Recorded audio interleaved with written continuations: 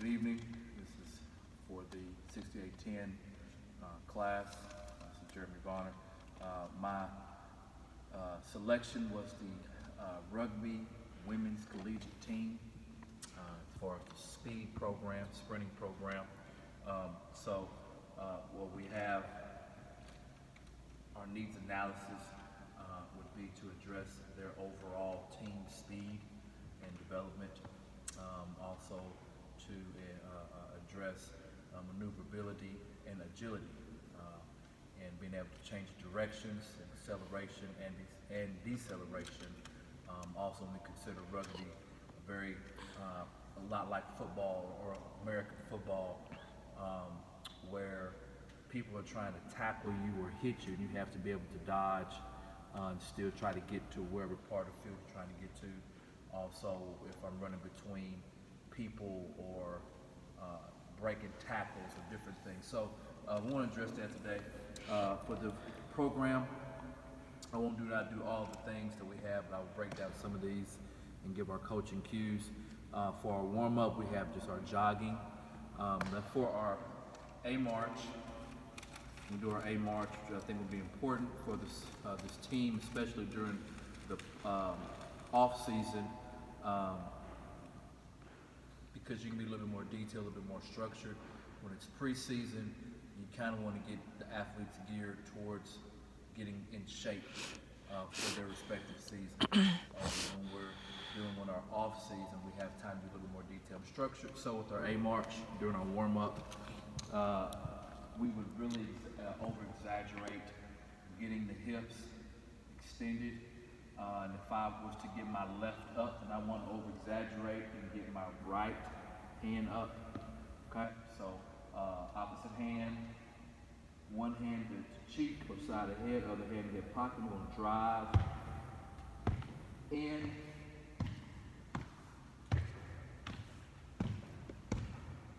And that's our A march. With our A skip, okay, we have a little bit more rhythm, pop on our step, but we're still over exaggerating, getting our hips extended high, which is going to help us with our sprinting and having opposite hand or opposite wrist, opposite knee action. So one of the things we like to incorporate is the speed ladder. With the speed ladder, the benefits of that will be helping the athletes get foot to ground repetition. So being able to develop their feet touching the ground as much as possible. This would not be their regular running stride when they're in their flight, when they're in their stride motion. But this would just be to help their feet getting to the ground and touching the ground as much as possible. So we would start off with just doing a regular sprint through the ladder, okay? And when we go through, we're just trying to get as many touches as we can. Okay, trying to get as many touches as we can, but still making sure that our hands are set at a 45-degree angle. So that would be our sprint. We would do a scissor kick. Scissor kicks if I'm staying on the outside of the ladder, and kind of same deal. If my left goes to the ladder, then my right goes to the ladder, then my left will come up. So my scissor kicks here.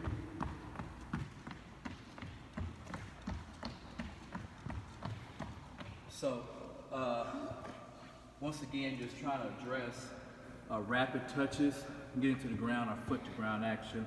So we'd like to incorporate the ladder into our exercise program. Also, probably another drill where we're on the ground and and the harder I go, I should come up off the ground. So getting great arm action, rotating my shoulders, keeping my running form. Quick feet. So our quick feet, and our textbook is called the crouch stance. I've always just called it sprinter stance. But if I'm leading with my right foot, then I have 1.5 feet, 2 feet between. Torso is forward, leaning at the hips, opposite hand, and I'm in my sprinter's position. And on the call, we just switch. So we're just working on switching rapidly. So if I had our athletes here, I'd blow the whistle or say switch. Switch. If I said switch. Switch. Switch. If I said switch. Switch. Switch. So we try to get as many reps in as we could with our quick feet. So those exercises would be for our speed program. The workout I have will be on my document on the board. The agility portion, we chose 5, 10, 5 for the pro agility. So this will be beneficial for the players, agility-wise, being able to start and stop and change direction. So I would tell them to line center. You typically want to have 5 yards distance. It's probably not 5 yards as we are in our basketball gym. Very cold down here. So. But we would be in an athletic position with 3 fingers into the ground, and the call would just be, if your right hand's on the ground, then on the go, you go to the right side, touch, come back, to your left, touch, and sprint all the way through. And that would be our pro agility drill. So we would use that to work on our change of direction for the agility portion of their program. We also have the L drill or the L run. There are different variations of these. Obviously, NFL, elite level football, American football, we use this, and they might have where the athlete sprints over, back, and then make their L. So just for the drill and for the purpose of this class, we won't do that. But we'll start, and we'll just say start in your sprinter stance. So whichever foot they choose to start with, and then on the go, we'll sprint.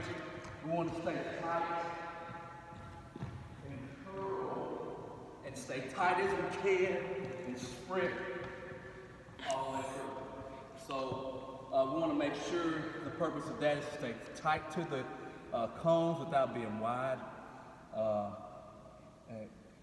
Not going out too wide, but staying tight, and making our L without running over the cone, running through the cone, running around the cone, but as tight as possible.